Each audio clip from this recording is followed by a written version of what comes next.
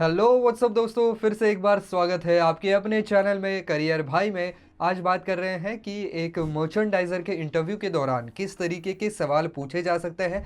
तो सारे सवाल हम देखेंगे, लेकिन आगे बढ़ने से पहले अगर आप चैनल पर नए हैं, अब तक सब्सक्राइब नहीं किया है, तो दोस्तों चैनल को फटाफट सब्सक्राइब कर दीजिए। साथ ही साथ मर्चेंडाइजर से रिलेटेड और वीडियोस देखने हैं, जैसे कि इनकी जॉब रिस्पॉन्सिबिलिटीज़ क्या होती हैं, या अगर एक मर्चेंडाइजर को नौकरी दी जा रही है तो इनके अंदर कौन से स्किल्स देखे जाते हैं, या फिर आप ये जानना चाहते हैं कि मर्चेंडाइजर की सैलरी कितनी होती है, तो दोस्तों ऊपर आई बटन पर क्लिक कर दीजिए। मैंने इन सारे सब्जेक्ट्स के ऊपर भी वीडियोस बना करके रखे हैं। तो चलिए दोस्तों शुरू करते हैं। दोस्तों सबसे पहला सवाल आ सकता है कि एज अ मर्चेंडाइजर आप आपके काम में से कौन सा हिस्सा सबसे ज़्यादा ज़रूरी मानते हैं। तो आप जो है वो यहाँ पर जवाब दे सकते हैं कि किस तरीके से आप प्रोडक्ट को किस तरीके से सामने रखते हैं, किस तरीके से उसकी इन्फॉर्मेशन लोगों तक पहुंचाते हैं। ये एक मर्चेंडाइज़र का एक बेसिक और ज़रूरी काम होता है, और जिसके ज़रिए वो सेल्स को बढ़ा सके। तो कस्टमर तक ज़्यादा से ज़्यादा प्रोडक्ट को पहुंचाना, उसकी अवेलेबिलिटी को देखना, ये मेरे ख्याल से जो है वो इस काम का सबसे इम्पॉर्टेंट पहलू माना जा सकता है। तो अगली बात ये पूछी जा सकती है, जिस कंपनी में आप इंटरव्यू देने के लिए गए हैं, वो कंपनी आपसे ये पूछ सकती है कि आप हमारे कस्टमर्स को जानते हैं क्या। तो बेसिकली वो ये जानना चाहते हैं कि क्या आप ये जानते हैं कि हमारे कस्टमर्स कौन हैं, कौन से एज ग्रुप के हैं, उनको क्या पसंद आता है, हमारा कौन सा प्रोडक्ट सबसे ज़्यादा पॉपुलर है, ये सब कुछ वो जानना चाहते हैं। बेसिकली वो ये जानना चाहते हैं कि क्या आप यहाँ पर इंटरव्यू पर आने से पहले हमारे कंपनी के बारे में पूरा होमवर्क करके आए हैं या नहीं।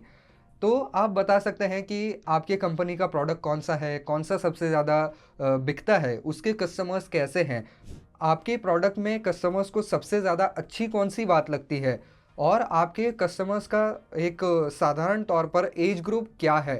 तो उसके हिसाब से आप किस तरीके से स्ट्रैटेजीज़ को प्लान करेंगे, ये भी वो ज़रूर जानना चाहेंगे। तो इससे वो ये जानना चाहते हैं कि ऑब्वियसली आप उनके कस्टमर्स के बारे में, कंपनी के बारे में, प्रोडक्ट के बारे में कितना जानते हैं, लेकिन उस प्रोडक्ट के साथ साथ, उस कस्टमर्स के साथ साथ आप अपनी जो स्ट्रैटेजी है वो किस तरीके से प्लान करेंगे, कौन सी नई चीज़ें लाएंगे, ये भी वो ज़रूर जानना चाहेंगे। इसके अलावा एक ट्रिक क्वेश्चन है, और वो क्वेश्चन ये है, क्या लगता है तुमको कि हम हमारे कॉम्पिटिटर्स से अलग क्यों हैं, क्या हमारे पास ऐसा अलग है। तो बेसिकली वो ये जानना चाहता है कि आगे चलकर जब आपको रिक्रूट किया जाएगा, तब आप आपकी कंपनी को किस तरीके से रिप्रेजेंट करेंगे, किस तरीके से लोगों को ये जताने की कोशिश करेंगे कि हम औरों की तरह नहीं हैं, हमारे पास कुछ अलग है, हम कुछ अलग लेके आए हैं।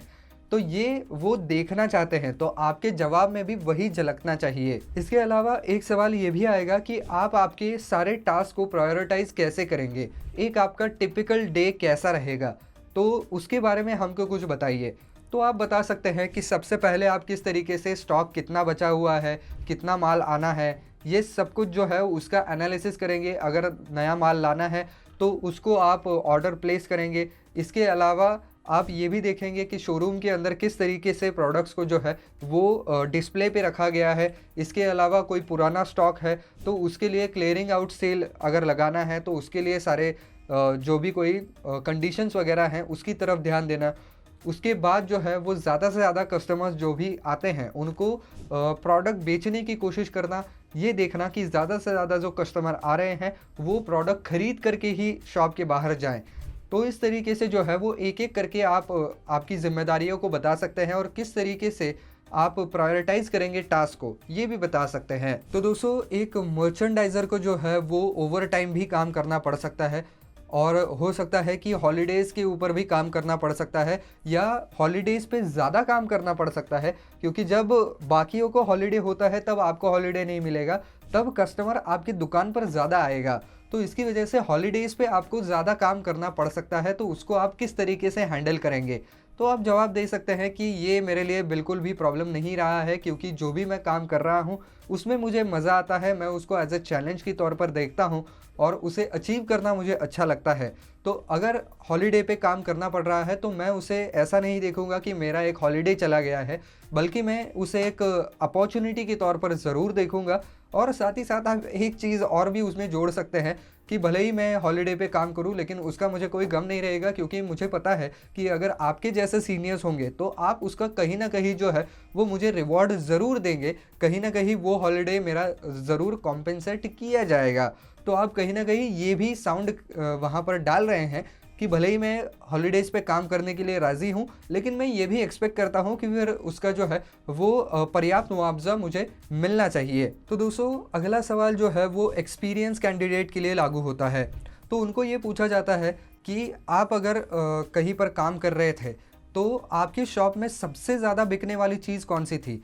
और उस चीज़ के कितने वेरिएंट्स आपके पास थे? मान लीजिए कि अगर कोई कपड़ा है, कोई टी-शर्ट है, वो ज़्यादा से ज़्यादा बिक रहा है, तो उसके कौन से साइज़ेस आप रखते थे? सबसे ज़्यादा ऑर्डर आपने कितने की दी थी? क्योंकि ज़ाहिर-सी बात है जितनी बड़ी ऑर्डर होगी उतना ही वो माल वहाँ पर खप रहा है, इसकी वजह से ही ऑर्डर दी जा रही है। तो इससे वो अंदाज़ा लगा लेंगे कि आपने इसके पहले कौन से प्रोडक्ट्स को बेचा है और कितने बड़े पैमाने पर बेचा है, आपके प्रोडक्ट्स को कितनी माँग थी और उस प्रोडक्ट के कितने साइज़ेस या वेरिएंट्स आप आपके शॉप में रखते थे।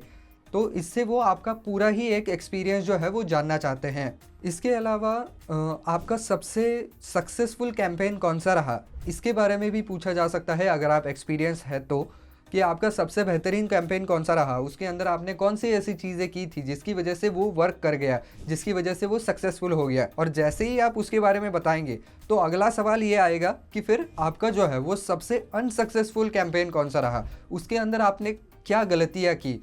तो बेसिकली वो ये जानना चाहते हैं कि जब इसने सही किया था तब इसने कैसे दिमाग चलाया था, कितने प्रतिशत इसने जो है वो क्रिएटिविटी का इस्तेमाल किया था और जब ये फेल हुआ तब उसने उससे क्या सीख ली, किस तरीके से उसने ढूंढा कि कहाँ हम गलत जा रहे हैं और किस तरीके से उसको आने वाले कैंपेन में सुधारा है। ये बेसिकली वो लोग जानना चाहते हैं। वो कहीं भी ये नहीं जज कर रहे हैं कि भैया ये तो फेल हो गया, ऐसा वो जज नहीं कर रहे हैं। वो दरअसल ये जानना चाहते हैं कि भले ही ये फेल हो गया लेकिन उससे उसने क्या सीख ली है। इसके अलावा और एक सवाल ये भी पूछा जा सकता है कि जब आप किसी प्रोडक्ट को सप्लाई कर रहे हैं तो कौन सी चीज़ों को आप कंसिडरेशन में लेंगे। तो आप बता सकते हैं कि मैं ऐसे प्रोडक्ट का ज़्यादा सप्लाई करूँगा जो ज़्यादा बिकता है। इसके अलावा प्रोडक्ट किस तरीके का है, उसको किस तरीके से शिप करना चाहिए, किस तरीके से हम उसको शिप करेंगे तो वो ज़्यादा से ज़्यादा फ्रेश दिखेगा। तो इन सारी चीज़ों को जो है वो आपको कंसिडर करना होगा। इसके अलावा वो प्रोडक्ट जो है वो कितने समय में स्टोर्स तक पहुंचेगा, क्योंकि जिस तरीके की डिमांड है उसे देखते हुए अगर वो हाई डिमांड वाला प्रोडक्ट है तो वो जितने जल्दी हो सके उतना जल्दी पहुंचाना बहुत ज़्यादा ज़रूरी है, वरना आपका जो कस्टमर है वो आपके लिए जो अल्टरनेटिव है उस कंपनी के पास चला जाएगा और आपका जो कस्टमर है वो टूट जाएगा। तो इसके लिए उस पूरे के पूरे सप्लाई चेन में जो है वो कहीं भी ब्रेक नहीं आना चाहिए। अब आता है दोस्तों सबसे टफ सवाल। तो वो सवाल ये है कि आप एक प्रोडक्ट बेच रहे हैं जिसकी क्वांटिटी और प्राइस दोनों ही आपके कॉम्पिटिटर के बराबर की है। आपकी प्राइस उससे ज़्यादा नहीं है, आपकी क्वांटिटी वैसे ही है, आपकी क्वालिटी भी वैसी ही है, लेकिन फिर भी आपका जो कॉम्पिटिटर है वो आपसे ज़्यादा उस प्रोडक्ट को बेच रहा है। तो ऐसा क्यों हो रहा है, आप कहाँ पर कम रह रहे हैं? तो आप सारी चीज़ों के बारे में जो है वो बता सकते हैं कि हो सकता है कि हम जिस तरीके से प्रोडक्ट को सामने रख रहे हैं उसमें कम पड़ रहे हो, शायद हमारे एडवर्टीज़मेंट पॉलिसी में कुछ कमी रह गई हो, या हम लोगों को उतना ज़्यादा कन्विंस नहीं कर पा रहे हैं, या लोगों तक पूरी इन्फॉर्मेशन नहीं पहुंच रही है, या कुछ गलत इन्फॉर्मेशन पहुंच रही है। ऐसा भी हो सकता है कि आपका जो कॉम्पिटिटर है वो आपके बारे में कुछ गलत चीज़ें फैला सकता है। तो उसे कैसे रेक्टिफाई किया जाए, कैसे सच को लोगों तक सामने लेके जाया जाए।